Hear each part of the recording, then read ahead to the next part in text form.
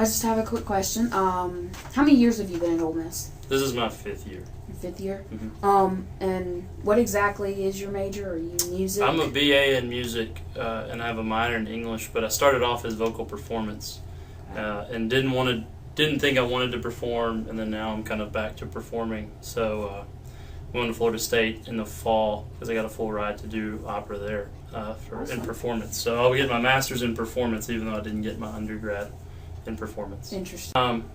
But usually what winds up happening as an undergrad is you have a studio for your primary instrument. So if you're voice or you play in the band or whatever instrument you play, so you have studio music that you have to learn, which you are tested over in what they call a jury at the end of every semester, where you actually perform for a grade for the whole faculty. So if it's voice, then all of the voice teachers are in there. If it's an instrument, everybody else is in there. You have your normal load of music classes, whether they be music theory, or music history, music education for people that are going into the education fields, which are tested like any other subject. You have midterms, finals, papers that are due, presentations to do, etc. Mm-hmm. You're also required to take piano at some level, whether it's just for a year or 2 years. So not only do you have voice to practice, you have piano to practice, as well as all of your regular course load. I heard about that. Everybody's required to take a piano proficiency test, I think. And if you don't pass that, then you have to actually enroll in a class. It's like a piano class where you're in an actual classroom setting learning to play the piano. Then you have ensembles that you do. So whether you're in the band and you play in a band, or you're in woodwind ensemble, if you're in an opera, choirs, and usually you have more than one. So for instance, I'm in 2 choirs and I do opera. So you've got your finals, you've got your normal coursework, studio music to learn, extra music to learn, choirs to sing in, which require more music to learn, and then you have to go perform those at places and still be expected to come back and do all of your normal work. Yeah.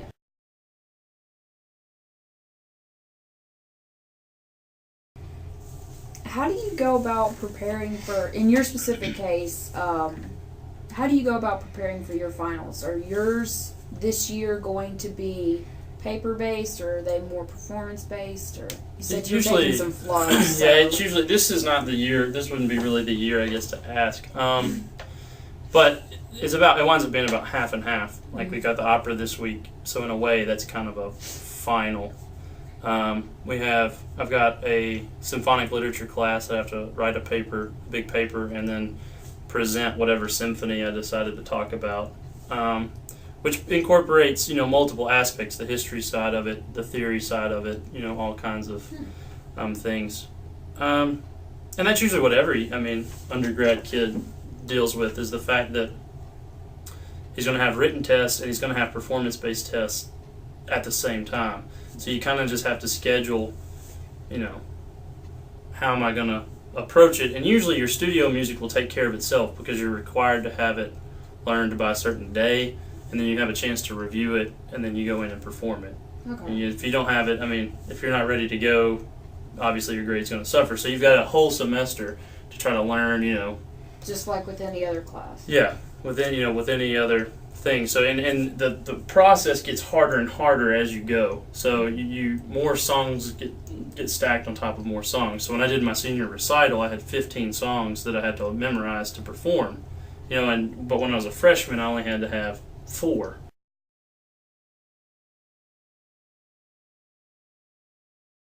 Are you going to be doing your thesis at Florida? Well, what's interesting about performance music masters is that sometimes you don't have a traditional thesis or a thing to work on. What you have are what they are comprehensive midterms, or comprehensive finals at the end of your 2-year period. And the way they've explained it to me at Florida State is that it's based on my master's recital. You have to do an hour-and-a-half recital.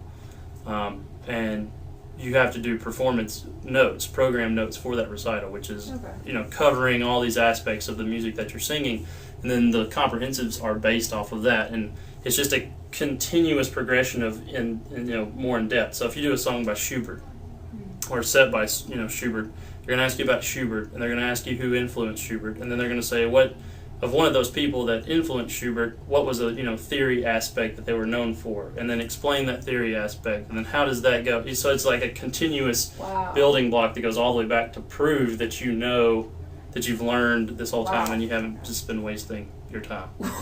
That's the that's the huge misnomer is you tell people, you're a music major, and they're kind of like, oh, that can't be that bad. But this is I know better. Yeah, this is the first semester that I haven't had about 20 hours to get out and to get done in 4 years. You've got to have just about 20 hours every semester.